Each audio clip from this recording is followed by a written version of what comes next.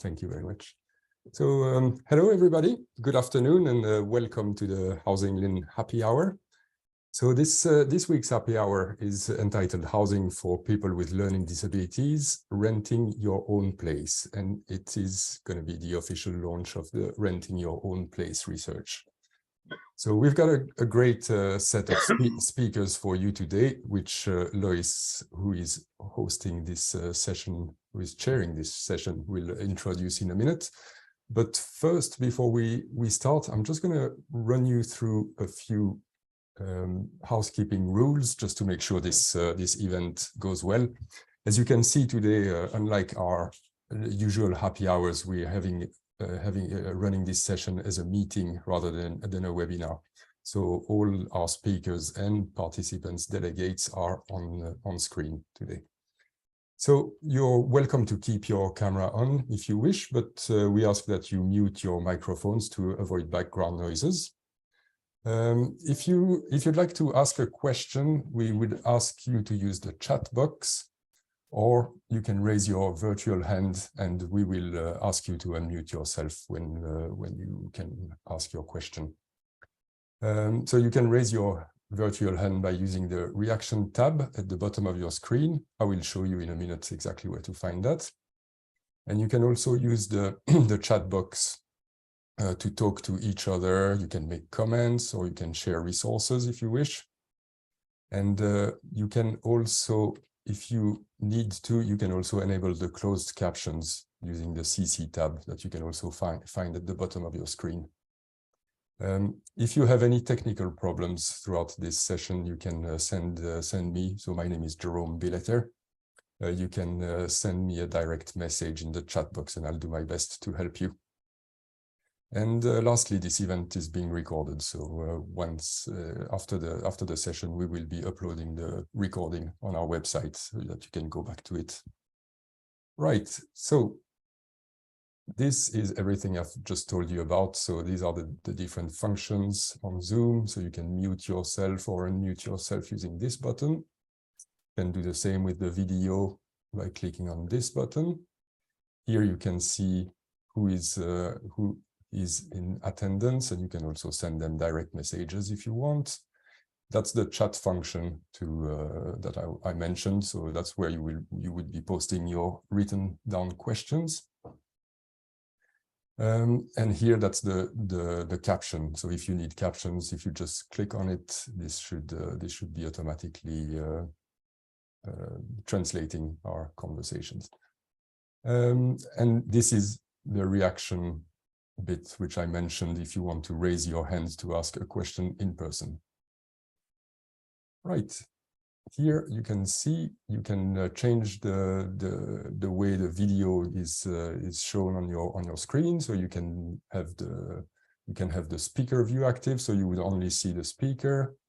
You can have the gallery view strip, everybody on the side of your screen, or gallery view grid. So I propose you just experiment a bit with that and see what works best for you. Okay, well, that's it from me. So I'm going to hand over to Lois, who's going to introduce the session and our speakers. Thank you, Jerome. Hi, everyone. I'm Lois Beach. I'm the Senior Research Officer at the Housing Learning and Improvement Network, or HousingLIN for short. So for those of you that don't know us or you haven't heard of us before, we're a professional network that connects people working across housing, health and social care to share best practice. And I am really, really pleased to be chairing today's session, as I've been very close to the research that we're showcasing today. The HousingLIN, we were a research partner with a very key role in engaging with people as part of this research and also sharing the research as we're doing today. So as Jerome said, so today's session is focused on the importance of home for people with a learning disability. As I'm sure that you'll agree that there's a very strong connection between where you live and your health and well-being, whether you kind of have a learning disability or not. And today we'll hopefully illustrate why where you live is important and what others are doing to ensure people live in good quality homes with support if needed. It's also very timely as well. The National Audit Office, who are an organisation that review government spending, they've just launched their report from their investigation into supported housing, which we know, accommodates a range of people, including people with a learning disability. And the report kind of highlights the commitment from government to develop some national standards and also give local authorities power to ensure supported housing meets those standards. So hopefully some of the learning from all of the speakers today will kind of feed into some of that. In terms of the speakers that we've got, so our first speakers are the research team that worked together on the Renting Your Own Place research. I'll let them introduce themselves. They will provide an insight into people's lives with some really great recommendations about how housing providers can support people that rent their own homes. And then this will be followed by Chief Executive Sam Clark and co-founder Gary Boulay from the Learning Disability England, who are a membership organisation that kind of work together to build a world where people with learning disabilities have good lives with equal choices, opportunities, and things like that.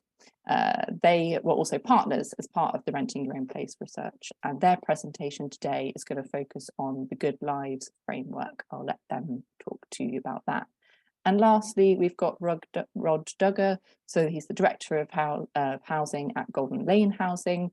Golden Lane Housing are a supported housing provider for people with learning disability, and he's going to share some examples of how they are already implementing some of the recommendations from the research that will be talked about first. So I will hand over without further ado to Deborah and the research team to take you through the first presentation. Thanks, Deb. Thank you so much, Lois, for introducing us. That's really, really wonderful. We're really, really pleased to be here today to launch this research. I'm just going to share the screen straight away just to make sure that you'll be able to see our presentation. And can everybody see that? Yeah, that's perfect. Wonderful. Great. Yes, thank you. This is has been a really special project for all of us. It's been a great collaboration project involving the University of York, University of Bristol, Riverside housing provider, HousingLIN, My Life, My Choice, and York People First self-advocacy groups, Stephen Lee Hodgkins, and Learning Disability England. We'd like to, we can't introduce all of ourselves at this time, but we'd like to just to a few of us to introduce ourselves, just to say a few words so that you get a flavour of our team and how we work together. So 5 of us are going to do the presentation today.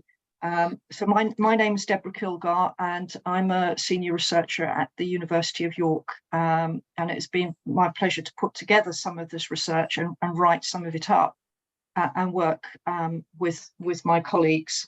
Over to Becca.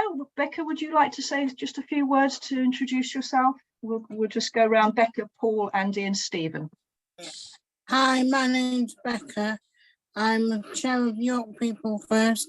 I live in my own home and I'm an expert by experience, which means I live in the real world and I live on my own and I live independently.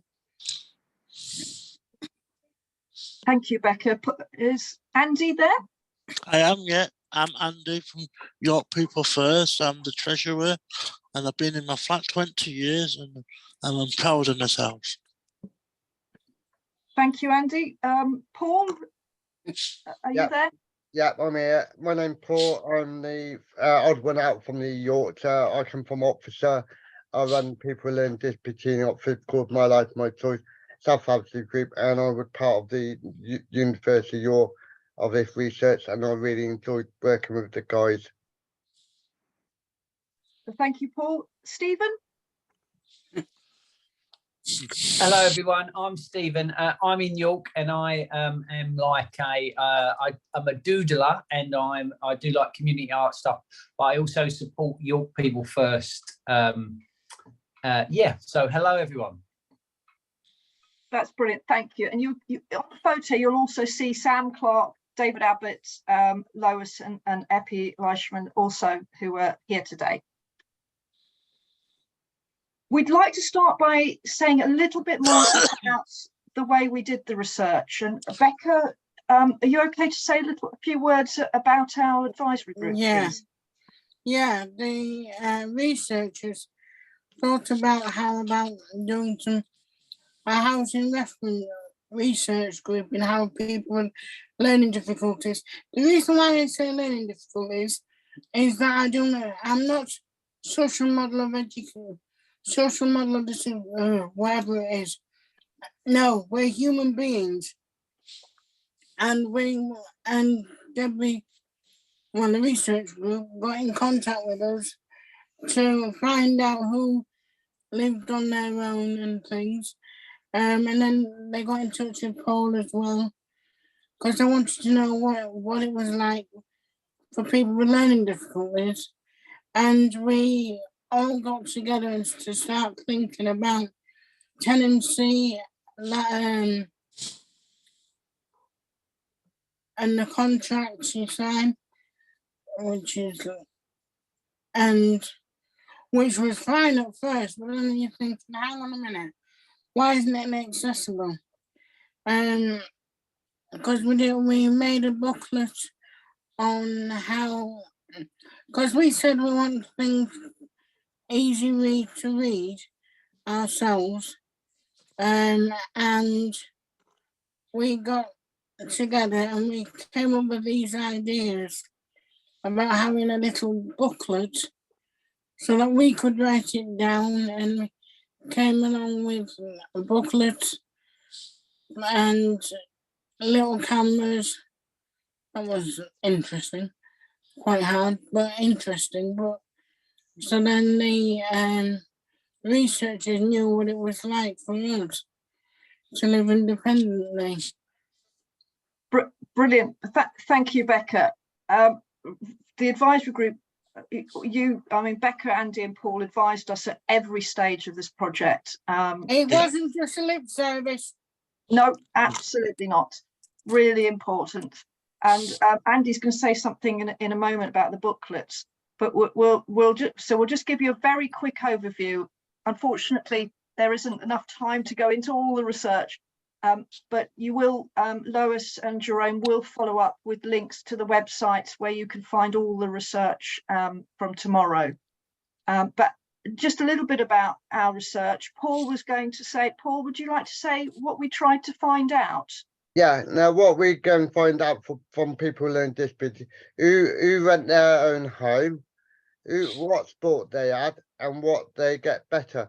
Meaning we sent information out to people asking if they rent their own house or their own flat or done, and what sport they've been, if they run by a family or a carer to help them, or social services. And what it block better, meaning if they choose what they want in their own flat and their place.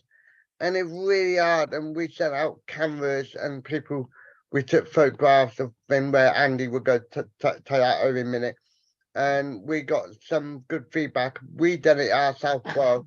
We done the pilot scheme up, all of us three done the pilot ourselves well. And it was very interesting. We were the guinea pigs. Yeah. Yeah, it was, yeah. Okay, back to you, Deborah. That's brilliant, Paul. Thank you. With trying it out, we spoke to 35 people renting their own home in total, and we asked people to complete some booklets, which Andy will introduce in a moment. And we looked at what people had said and made. And this was in addition to our first stage of the study, which we also consulted with a big range of professionals. That part of the research will also be on the website. The website will have everything. But this is an example Andy, I don't know if you wanted to say a few words about the booklet. Yeah. This is the booklet about. We took some photographs. What's best? What's good for you in your house, and what was really bad. And people put different comments and took photographs with the camera, and then asked for what's your favourite, what kind of thing you like doing in your house, or like doing things in the community, or doing things where you live in the street. And it's really good. It's been really good. Thank you, Andy. And again, those booklets, we put them all together, and they're also available for people to have a look at, to give a real, hopefully a full idea, full flavour. Yeah. Insight with everything. Yeah. Insight. That's the word, of what it's like to rent. So we just wanted to say a little bit about our kind of big findings, and our overall finding that we really wanted to say a lot about today. There's lots of little findings underneath, but the big finding was that most of the people we spoke to, well, everybody apart from one person who wasn't quite sure, really liked renting. Everybody but one said they preferred renting to everything else they'd done. People were all good tenants. People were mainly settled. There had been, some people had moved over time, and there had sometimes been challenges, things that needed to be done better. We have got recommendations to make things even better. But the most important finding that was just so strong was that people were enjoying renting. Our kind of one of our key findings really is that with the right support and the right housing, more people could rent, because we know from some statistics that not many people with learning difficulties rent at the moment. And you know, again, with the new report coming out and improvements to supported housing, we feel that this research gives a good platform to show that this is completely possible. Yes, there are things that could be done better, and we've got more to work at, but people's experience of renting over a number of years has mainly been positive, and where there have been challenges, those have been overcome. Deborah, another thing, while we found that when you've done all these research and everybody put themselves into the research, is everything with nominous, with no name, no everything. We kept it all nominous, making it them protect against thing. That what we did well. Absolutely. Thank you, Paul. So it is all, when you see the results, it's all anonymized. We've got a easy reading finding as well. Findings. We decided to make it easy read from the get-go. None of this doing it for the real version, and then about 18 years later, it's, oh, we haven't done anything accessible. No, absolutely. We tried to build it in, didn't we, Becca? Yeah. And make it available as a first thing in the easy read. Yeah. So hopefully we've done that and achieved that. And we've come up with the easy read. We've got easy read findings, but we've also got what we'd like to share now in the remaining time we've got is 10 renting recommendations that came out. So these are things that were working well, and also it reflects where things could have worked better. So sometimes in these 10 areas, things weren't quite right, and there needed to be a little bit more work. And we felt as a group that these kind of 10 areas kind of covered a lot of what the research was trying to say. So these will be on the website as well. As I say, we've got an easy read version at the moment for people with learning disabilities, and we've got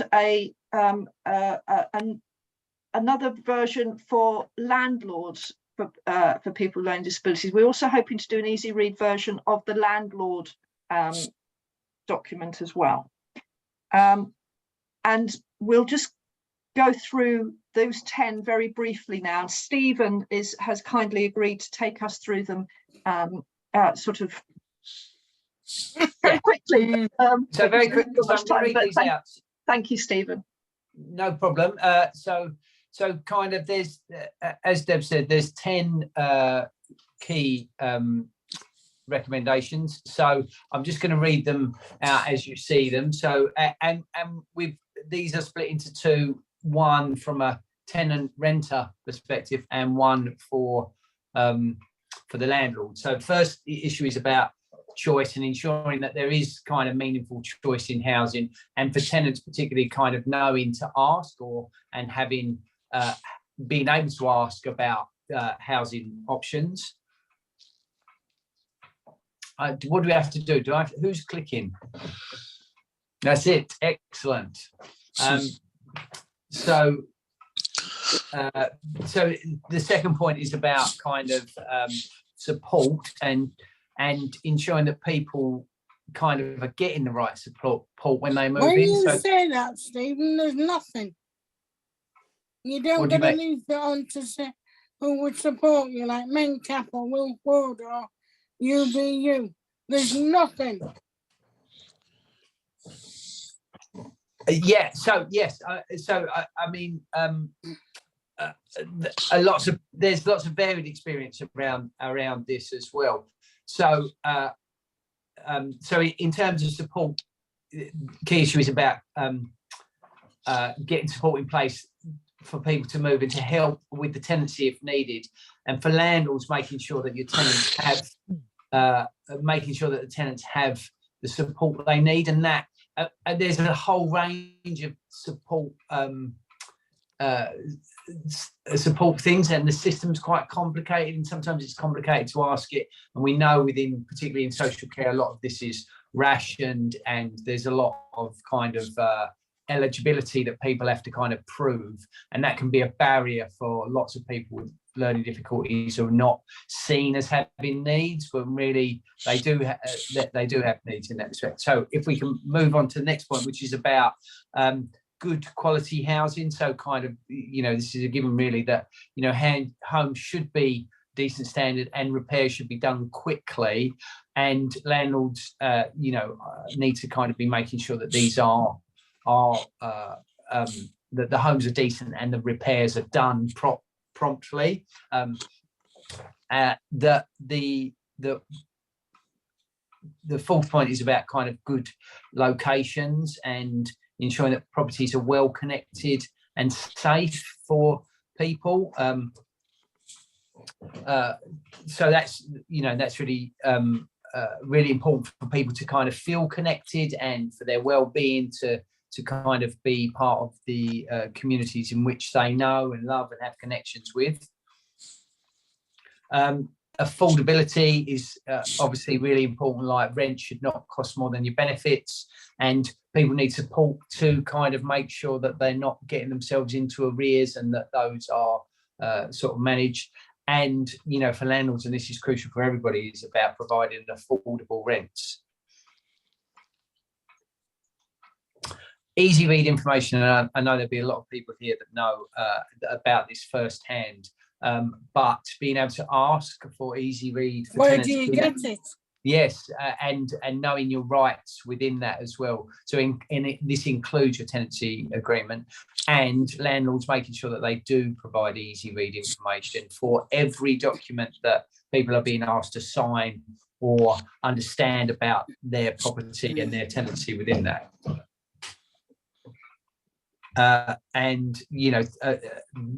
This is about kind of secure tenancies and secure homes, so making sure that tenants know how long their tenancies are for, and for landlords to provide long-term tenancies with the security of that home tenure or or the other home ownership options. And and this has been a good thing about this particular project, and there are good examples of where this happens, is about how tenants are involved with their landlords, and how tenants are seen as part of the part of that community and part of that thing that it work in the best way it can. So there's so that's about kind of tenants getting involved where they can and knowing if there are ways to get involved, and landlords kind of, you know, really challenging themselves to make sure that they are listening to people and they do have that kind of dialogue. And that's not something that comes quickly. You can't just expect to ask people questions and get responses for big issues. You know, capacity, the capacity of groups needs to be built up, and there needs to be a you know, relationships developed. So kind of over time, you know, you have a group that has a voice that can kind of answer some of the key questions that landlords are working on or looking at building future arrangements. And clearly, so for tenants, this is a point about kind of adaptations and tenants, if necessary, you know, knowing how to get properties adapted so that it's safer and easy to kind of be independent, and that is a really crucial thing. And landlords kind of, you know, making sure that they offer those opportunities to adapt properties that are based on individuals', you know, preferences and access needs. And then I think so the final point is about reasonable adjustments.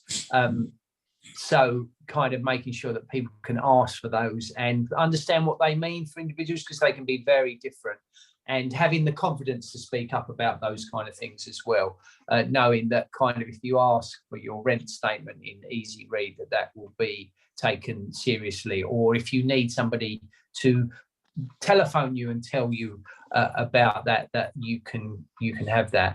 And landlords being sort of flexible and open to making sure that they provide good interactions with their tenants to meet their preferences and access needs.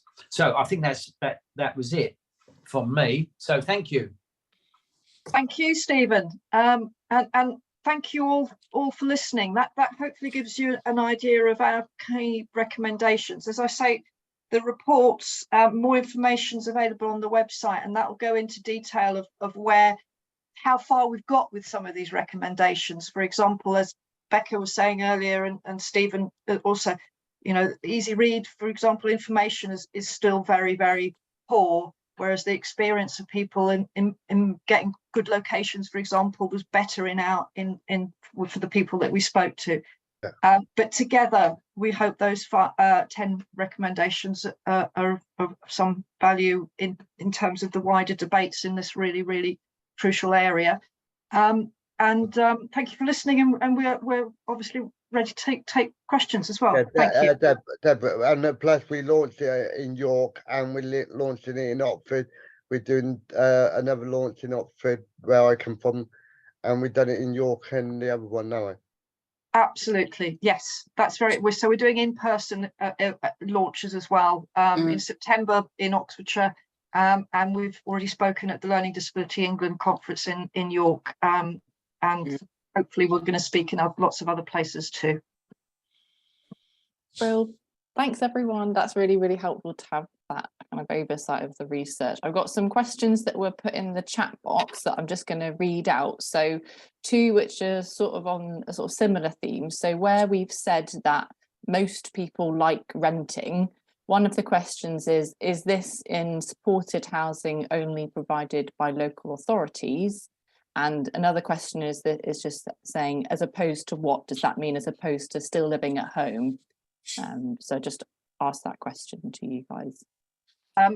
If I start by answering it, and I should have said this to begin with, we were trying to speak to people in both social housing and private rented housing, but most of the people we spoke to were in social housing, and we found it really hard to find people to talk to in the private rented sector. So the most of the body of findings relate to social housing, but we do have some experiences of people in the private renting.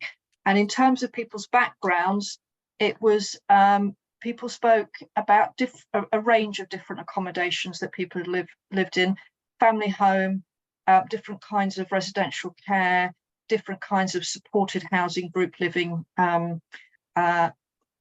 before having their own tenancy. And this was very squarely about people actually, signing their own tenancy agreement and having their own place.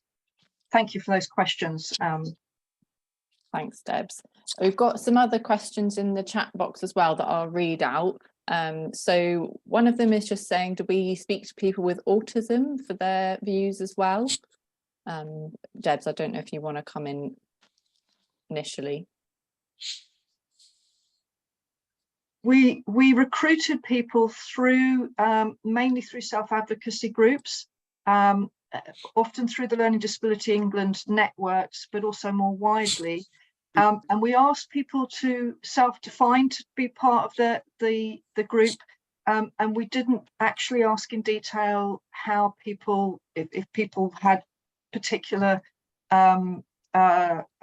would describe themselves in particular ways. So I'm afraid we can't actually tell you exactly how many people, but I know that some people who did take part did mention that they had autism, that they were autistic. Thanks, Debs. That's helpful. And just one other question, which is sort of linked to the point before around kind of social landlords and private renters. So just the question is, does the research only refer to social or local authority landlords?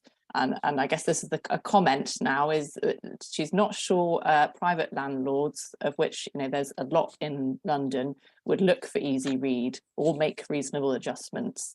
So just any comments you have on that would be helpful. Well, if people want to read it easy read, it should be available everywhere. Yeah. So London's got a problem then, doesn't it? Yeah. Why can't they work with London Speak Up? No, London People First. That's our advocacy group, yeah. Yeah. Yeah, that's really helpful, Becca. Yeah, I think I mean, they should look around places where people with learning difficulties are the experts. Where they're living in that, yeah. Why can't they work with them? Work together. Yeah. Yeah. Yeah, it's an important point that essentially no matter what landlord you are, whether you're a social or private landlord, you need to be making these sort of reasonable adjustments or things in easy read. Yeah, you do, yeah. To making people important and feel, oh, I can read this. I don't have to ask a support worker. Feel confident, don't you? Yeah. Yeah. Are there any other questions that anybody has? Paul, I see you've got your hand up, and David, you've got your hand up too. So I'll go to Paul first. Sorry, David was there before. No, like in Oxford, in Oxford, our landlord haven't got anything in easy, and we try and do that in our landlord what we've been under, and it's so difficult. Now I'm hoping we'll get a copy what you from Deb, and give them to get a copy and take it to our house. So saying, telling us what we do. Hope you could change your ways of people. Thanks, Paul. Yeah, it's good insight. And David, did you want to come in? Yeah, hello everybody. Yeah, I just wanted to say on the question of private landlords and people in that sector and easy read tenancy agreements. Before this part of the research that my colleagues have been talking about, and with the support of Learning Disability England, we had this thing called a national big conversation, where over 100 different people and organisations were talking about this issue. And there were lots of people there, like commissioners, landlords, people with lived experience and learning disabilities. Anyway, what I wanted to say was that there were some examples in that big conversation where commissioners and local authorities had entered into quite long-standing relationships with private landlords and had worked with them to produce easy read tenancies. And the relationship had proved really fruitful and long-standing in some instances where private landlords felt that they were being given kind of really good long-term tenants who really enjoyed living there and really looked after the place, and people with learning disabilities who were having very good relationships with private landlords, with support. So we would have liked to have found out more about that in our research. As Deb said, we didn't, but we did hear in the first phase of the research about some really good partnership working between private landlords and commissioners and local authorities. So yeah, I just wanted to add that in. Thanks, David. Gary, did you have something you wanted to share as well? Yes, where I live up 5 flights of stairs, which is I counted all the steps. It's 48, and they're quite steep. I'm epileptic and 64 years young, and I pay £450 a month for where I live. That is the cheapest in Kent, and otherwise it's around about £700 a month to pay for a private home. There are residential homes for people with learning disabilities to go, but there's no social housing. There's a real lack of social housing in the South East altogether, and that it's mostly, as I said, private landlords. And where they're trying to build housing, there was a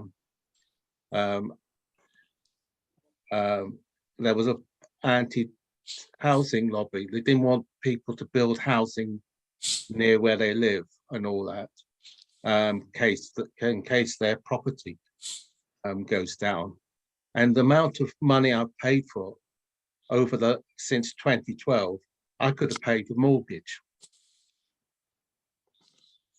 Yeah, thanks, Gary. Yeah, it's thanks for highlighting the challenges around kind of affordability, and also that that renting isn't necessarily what everybody wants as well. Talking about kind of ownership options as well. I'll hand over to Tash. Is it Tash Nathan? And then I'll move on to our next speakers, just so we keep to time. Hi, yeah, I've got autism and I've got other health issues. I'm only on universal credit and PIP, and I have to private rent off my mum. And I tried to tell her that she wants £500 new rent. That it's just not affordable because I pay all the other bills. And I try to now pay £300, but it leaves me in my overdraft all the time. And it's so hard to get help, to get her to understand.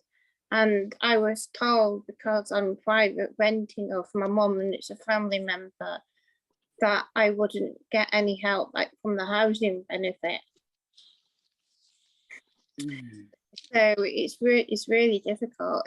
I would, if I put my email address in, or you've got my email address, I would love some accessible information that I could send to her, because we can't communicate very well. She doesn't understand my health needs, and I also need my house adapted, and she won't let me do it because of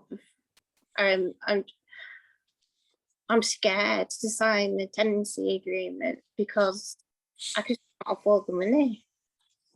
Maggie, I can see you raising your hand. Did you want to come in response to that? Yes, Maggie, if you don't mind. I'm sorry, yeah. I can't find my little other hand thing Don't along worry. the bottom here. Tash, if you said that you're renting from your mother, Yeah. so, I'm making an assumption. Maybe it's part of her home. Is it? Is it part? No. No. Okay. No. But No. I know one criteria. Let me say, my mum lives in a totally different house. Yeah, but She lives in Ripon. She had bought this house herself, and she pays the mortgage on this house. Yes, but if you're renting from a family member, one of the main criteria is that you've got to have your own door, and it's got to be totally separated from anybody else's place. Well, And that's what I was trying to tell you. My mum lives in Ripon and I live in Harrogate. We don't live in the same house at all. no, but it's okay. Okay, thanks. Right. Okay, Tash, I think what might be best is if you want to drop us an email and put your email address in the chat box, we can have a Okay. conversation outside of this All right, that's format, great. if that's all right. Yeah, And I'll move us on, but thank you very much for sharing. I'll move us on to Sam Clark and Gary Borley from Learning Disabilities England. Hopefully you can, I think Jerome's sharing your slides, so hopefully that works. Yeah, I'm going to share those slides in a minute. Yep. There we go. So hopefully you're seeing that. Not yet, it's just loading. no. Yeah, we can All see right, it now. Ah, thank now you. we do. Great. So Gary, if you just tell me next, I'll change the slide when you tell me. Well, we're going to talk about good lives and building change together. Next slide, please. Just to let you know, my name is Gary Borley, and I am the founder of Learning Disabilities England, and I'm also the membership engagement. Sam going to say. And hi, I'm Sam Clark, and I work with Gary at Learning Disabilities England, and we're wanting to share this with you partly as well, just to give you context, because we were dead pleased to be part of this research, because it gives more evidence for all of us for what we need to do to help people move towards good lives. And Gary's going to tell you about the work we've been doing on good lives, and then I'll tell you how we see it kind of fit together. Is that all right, Gary? Yep. That's and my signal's very poor, isn't it? So if I disappear, it's not in disgust. Off you go. This shows you when we started, the Good Lives started in Birmingham in February 2020. This was before the pandemic, if you like to know. So this is where it all began in Birmingham. So that's what we did. We had loads of ideas. You could see all the flip charts we had, and everybody. We had about over 30 different ideas of different things, but we dwindled it all down to about 6 chapters. And that's what I will actually talk to you more about that as we go along. Gary, I know me and Ben were in that one. Wow, from Life by Choice again. Yeah. You didn't get invited. Anyway, next slide, please. What self-advocates told us is important. Self-advocates led on what is most important. Everyone worked together. That's what they did, and we focus on rights, and we be positive, and offer solutions. Now, Learning Disability England hosted it, but they did not control it. Now, and we want the Good Lives to be owned by everyone. So it's not a learning disability thing. Next slide, please. Now, everything what we said and what we did was part of the United Nations Convention on the Rights of Persons with Disabilities. It is an agreement between all these countries which are part of the UN. And the countries say they will not treat people differently because they are disabled. Next slide, please. How the framework is laid out? Well, as I said, there are 6 chapters at the moment. These were the top 6 things people told us were important. We hope people will work together to add even more, because we're thinking about it, or it might increase to about 9. Next slide, please. Also, and each chapter says what the UN Convention says, what people with learning disabilities have said needs to change, and 3, what people said would change things. Next slide, please. Now, the chapters we've got is about the right support, a home, which you're talking about, self-advocacy and advocacy. Next slide, please. Communication and staying connected. That came mostly when we were in the pandemic and we're trying to get people to talk to one another. And that's all about technology, computers, and using mobile phones, all that sort of thing, and able to have that in your residential home. Contribution and paid jobs. That was a big thing that people want to be is in paid jobs and employment. And then there was to love and be loved. And that is supported by Supported Loving. They've been supporting us on that. Next slide, please. Now, is this where you hand over to me? I think it is. Yes. I think so. So let's see if my signal holds. So Gary says there's these 6 chapters, and what's really important for us is that part of the reason we're here today is to say to you all, this is a call to action for all of us. The United Nations Convention tells us why people have rights, why we should be thinking about this. People with learning disabilities and their allies told us what needs to change. And that's part of what David mentioned, the big housing conversations. You know, this thing about everyone should have the same and equal rights to choose where they live.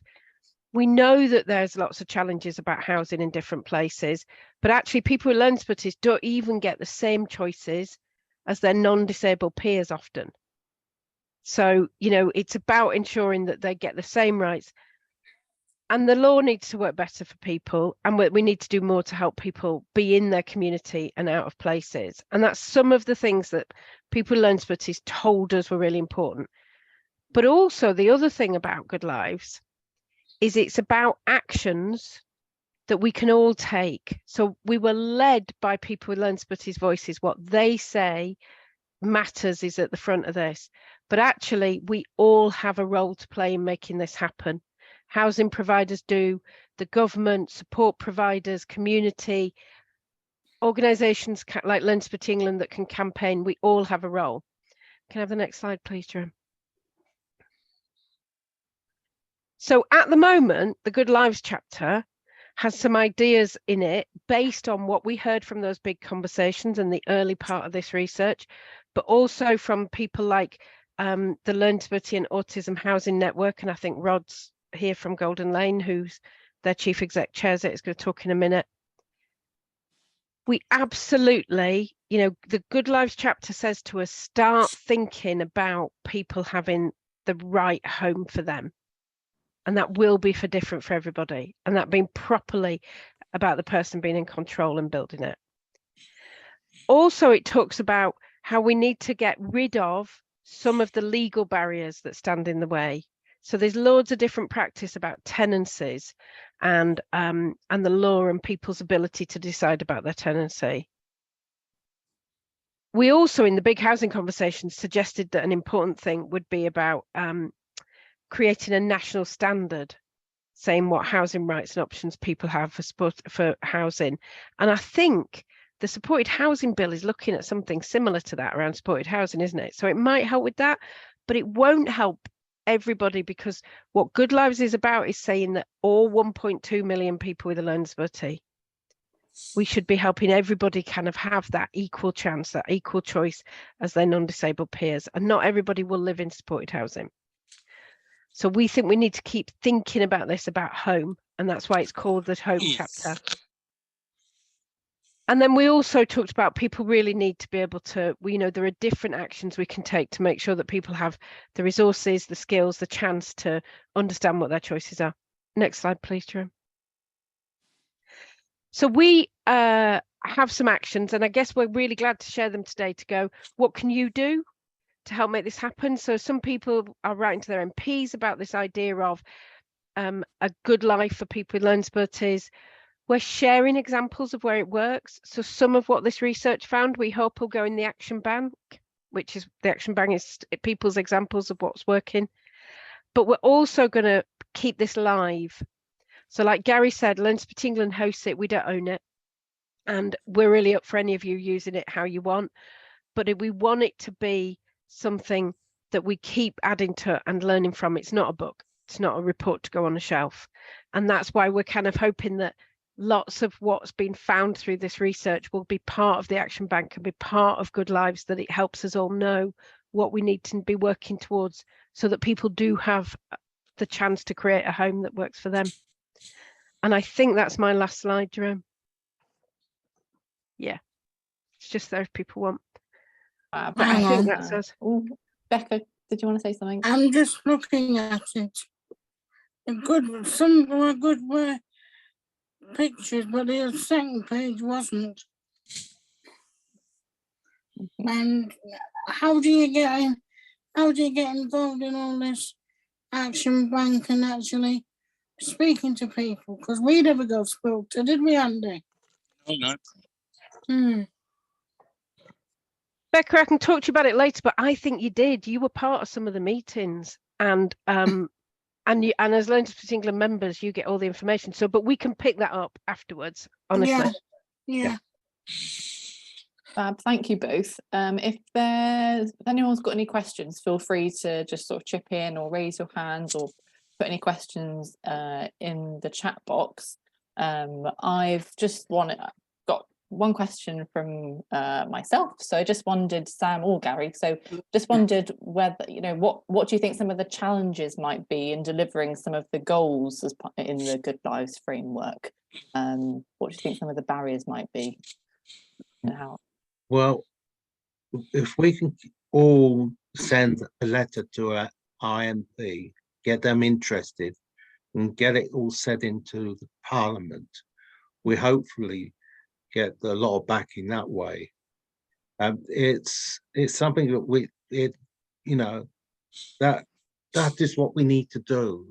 Get the Parliament on our side. Also, the commissioners as well, because they're just as important as well. And that's we're doing a sort of like template letter for MPs and for commissioners, so that you can be able to send. And that's what we'll be doing. So you'll be able to send it to your MP. And so try and get MPs and commissioners on your side. Get everybody like allies. Get family members. Get friends and providers. Get everyone on our side. And I think that's what exactly we think that some of it is stuff we can all do now. So, some people can work with their local council or their self-advocacy group and create some easy read information.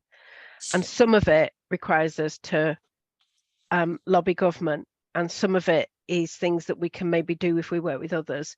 So, we think that one of the biggest things is for us to bring together what we've all got and what we're all working on and connect it so that it is hopefully leading to the right things that help people live good lives rather than us working separately. So and also, just to say that there are other chapters I didn't mention in there, but they hopefully be added to those 6 chapters. One's on transitions, and one is on health, and the other one is on transport. A lot of these chapters do link with one another, so they overlap. So that's the thing about these chapters. Thanks both. Paul, you've got your hand up as well. Yeah, Sam and Gary, if you send that information to James at My Life Boy Toys, but we got a champion campaign at them, and you can send them information to them, and our champion group might look at it and help you guys to do that on our behalf on My Life, My Choice. Yeah. Well, thanks, Paul. Fab. So yeah, so really it's about mobilising everybody here to be part of the Good Lives framework. So thanks both Sam and Gary for sharing that. I can't see any more questions coming in. So does everybody know who their local MPs are? Thanks, Decca. Because if they don't, then how do you know you're going to write to them? Thanks, Becca. We have a few nods of heads in the I can see, but yeah, some people won't know who they are. Exactly. Yeah. If you're going to work with people with learning difficulties, they won't. Yeah, and I think Sam and Gary have suggested about providing a range of different options for people to engage, not just through engagement with MPs as well. Well, you may be able to find your local MP on the parliamentary website. Well, if you might not have, if you don't have the a website, I mean, the internet. Yeah, raises some good points as well. Thanks. Who are you going to ring? For sake of time, I'm going to hand over to Rod Duggar from Golden Lane Housing, who's going to talk us through how they're supporting people to rent their own homes. Thanks, Rod. Thank you, Lois. Good afternoon, everyone. That's certainly been sort of insightful for me, building on, I had some knowledge around both the research and Good Lives, but it's good to sort of hear it articulated and some of those questions that it stirs as well. What I want to do is, I should sort of brief introduction to say I work with Golden Lane Housing. So we're a provider of supported housing for people with a learning disability and autism. So that's where I'm coming from of some of the examples I'm going to share with you. I appreciate that, as Gary's mentioned, there are people in the private rented sector as well. And some of these things will apply there, but again, my sort of experience and what I'm sharing is mainly from the social housing sector, from housing associations. I'm just going to share with you now just some slides so I can talk through those with you. The research and the Good Lives, I think, for me as working in housing are really great. We get feedback from our tenants, but actually to have independent evidence from other sources, is really useful for us. So we're taking away this information that we've heard today and looking at what that means for us. How can we work with our tenants to improve our services, taking into account the recommendations that you've heard? So for that, say I'm always grateful for external research and how we can use that to improve what we do. I've chosen just a couple of areas, and I'm mainly going to focus on accessible information to share some examples around how Golden Lane Housing work, but I'll touch on being involved as well. So in the research, the recommendation talked about landlords providing easy read information for every tenant. Now, as we provide accommodation for people with a learning disability and autism, this is something we've been doing for many years, but it doesn't mean we're perfect and it doesn't mean we've always got it right. So we're always wanting to develop and improve how we provide and share information. One of the key areas is certainly the tenancy agreement, and we've had an easy read tenancy agreement for many years now. We do adapt and, as I say, update that. We have a written version of that which we can share with tenants, but it's also important to say that actually our tenants have asked for information in a range of ways, and that includes video and audio information as well. So we do make, you'll see a theme in some of the examples I provide, that there is a bit of a theme about them being in different formats. And I think it's something Becca's mentioned earlier, that what's important is ask your tenant group, ask the people that you work with what their preferences are, what meets their needs best, and for us for a landlord to actually understand that as well, so we can tailor the communication around what people's needs are and meet as many of those needs as we can. Sometimes it's not everybody, but we do try and make a real effort in that area. For something like the tenancy agreement as well, it's really important. So our approach to that would be a housing officer would actually go and visit a tenant when they've moved into their home, moved into their home, and actually take time to sit down with them using appropriate sort of tools. So it might be the written tenancy agreement, it might be having an iPad and sharing a video with them, but actually engage on a one-to-one basis and talk through with them what their responsibilities are as a tenant, but also share with them, importantly, what they can expect from us as a landlord. So the conversation is just as important as the documents or the different formats that you produce as well. Something like a tenancy agreement can't cover everything. It focuses on certain things, a contract, expectations of the tenant, expectations of the landlord.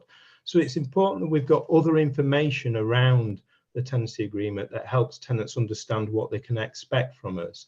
So you'll see on the slide there, we have videos and audio information that tells people how to report a repair, for example, how to keep safe in your home, and what our responsibilities are. And an example of that might be how we service and maintain gas appliances and how we keep those safe. And importantly for tenants as well, how to make a complaint.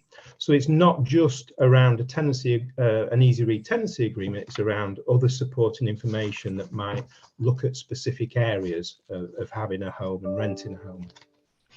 Just a couple of other examples, I think, of important information that we share as well. So housing providers often have something called a strategic plan. Our tenants just simply call it, and we call it with our tenants, our plan. And this is letting them know what are the important things we want to do over the coming time. So this is our plan for the next 3 years. And we work that plan with our tenants as they told us what was important, put that into a plan and then said, this is how we're going to do those things. This is how we're going to improve services. This is how we're going to make changes. And again, it's okay having those plans, but the important thing is to make sure everybody's aware of those plans and is able to give us feedback on how we're doing that. So the theme again was making sure that those plans are available in both accessible formats that we can share in print with tenants and having audio and visual formats available as well. What I should say is on our website, our tenants can access the video and the audio formats directly. So again, following the event today, we'll make sure that both the link to our website is available and people can explore that themselves and have a look at, for example, some of the videos that we produce. Just a couple of other examples of important information, an annual report to tenants. So this is really our scorecard. This is how we tell tenants what we've achieved over a year, what we've not done quite so well and what we want to do better. And tenants really have been involved in helping us put this into a format that they think suitable. So we use a calendar because tenants said, if we can put it on the wall in the kitchen or wherever, and we can keep it there throughout the year, it will help us and remind us about both the services you provide, what we can expect, and also have some useful information on there. Similar information is provided for us around safeguarding. So what's really important for our tenants is being safe in their homes, and important for them to know what Golden Lane Housing, their landlord's role in keeping them safe. So we've got a range of information that's available for tenants and also for our staff as well, because they've got an important role in keeping tenants themselves, keeping tenants safe in their roles. Finally, on the information side, tenant satisfaction surveys. So this is where tenants tell us how we're doing, if we're doing well or if we're not doing so well. And it's quite topical at the moment because the government has told housing providers that in the coming year now, they must ask certain questions. And for us, the challenge has been making sure that we're able to ask our tenants those questions, that they understand them, and they're able to give us their responses that will help us ultimately improve and make our services better that we provide to them. So again, no different to any of those other forms of information. The key for us was involving our tenants and saying, how do you want this presented? Having them review documents with us and doing it in a way that they found easiest. And when we undertake the surveys, doing those in a range of different ways. So yes, having a printed version, having a version that a housing officer or a member of our team can help someone go through and support them to fill that in. It maybe help the support staff and provide information to them around how they can support a tenant to fill the survey in, having it online and so on. So it's about doing it in a range of different ways that really help tenants, as many tenants as possible, give us feedback that, as I say, ultimately will help us improve the services. But it was quite a challenge because it's a government requirement for some of the questions or the questions that we ask. You know, there are limitations, but with the feedback from our tenants, hopefully we'll get that right. The second part, and probably I didn't really want to dwell on this because I wanted to sort of spend a little bit more time on the information, but hopefully there's some examples there that I've just talked about that show about how we engage with tenants and involve them as a landlord. So again, one of the recommendations, important recommendations from the research was that landlords provide meaningful opportunities. We've really done lots and lots of work over the last 3 years to make sure we're engaging with our tenants. And again, part of that for us is about understanding what their needs are and the diverse needs of all our tenants. Not just about having a learning disability, but what part of the country they live in, what type of housing do they live in, what's their background and so on. So it's about us having some information so we can then tailor and reach out to as many people as possible to get them involved and hear what they have to say about what we do. Some of these things, or lots of these things, are common for lots of housing providers. So I'm probably telling you lots of things if you're in housing that you already do. But if you're going to do anything, you need to have a plan. And so we have a plan around how we'll engage with tenants, and they've helped us develop that. We give people lots of different choices about how they might want to talk to us or engage with us. Some people might want to make a commitment and come to meetings. Some people might just want to tell you about an issue in their home or that they've got in their home and have that resolved with you, and that might be it. So it's about understanding and us having really clear understanding of tenants' expectations about what their level of involvement wants to be. It's important that if we're making commitments to tenants that we tell them how we're doing, and they've told us that's really important for them. It's okay for them to share information about how well we're doing, but actually they need to know that what we've done with that. Did we make a change? Have we improved the service? Have we got better or not? A couple of other things that tenants have said to us really important when they're involved.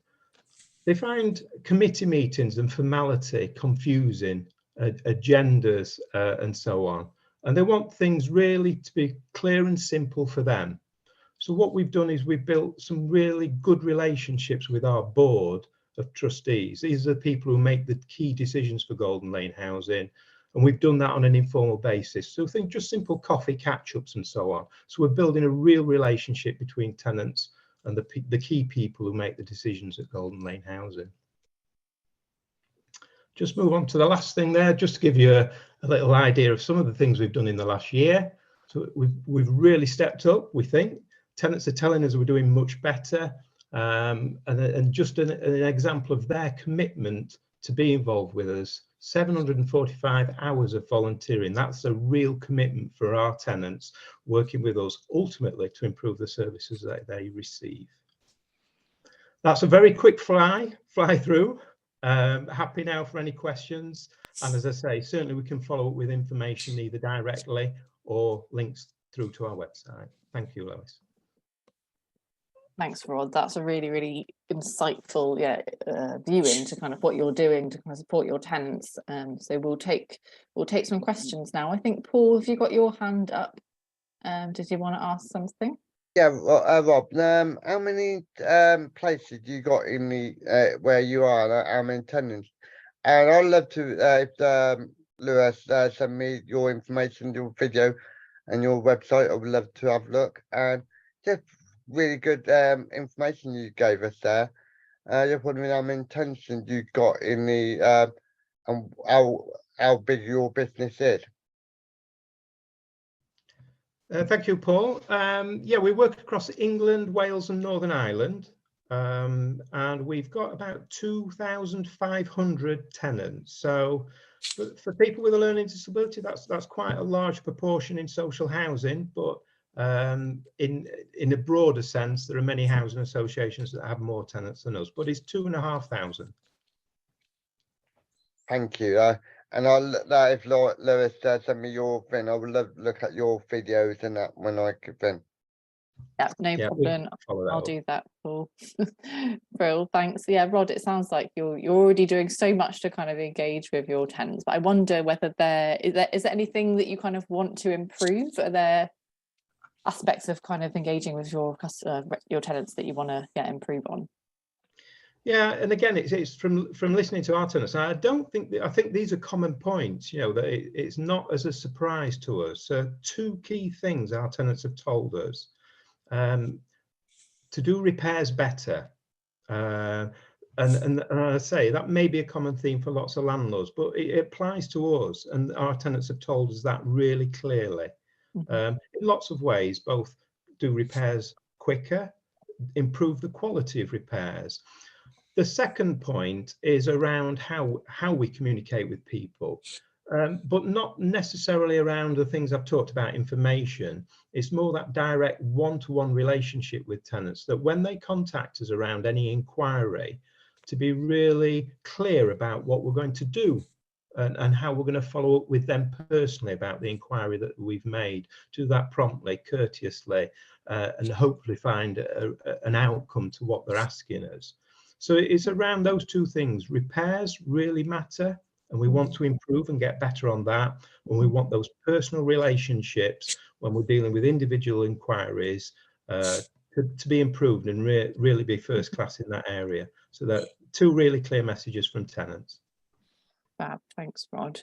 Are there any other questions for Rod either in the chat box, or you're welcome to raise your physical or virtual hand, or just unmute yourself, that's fine. What about the board members?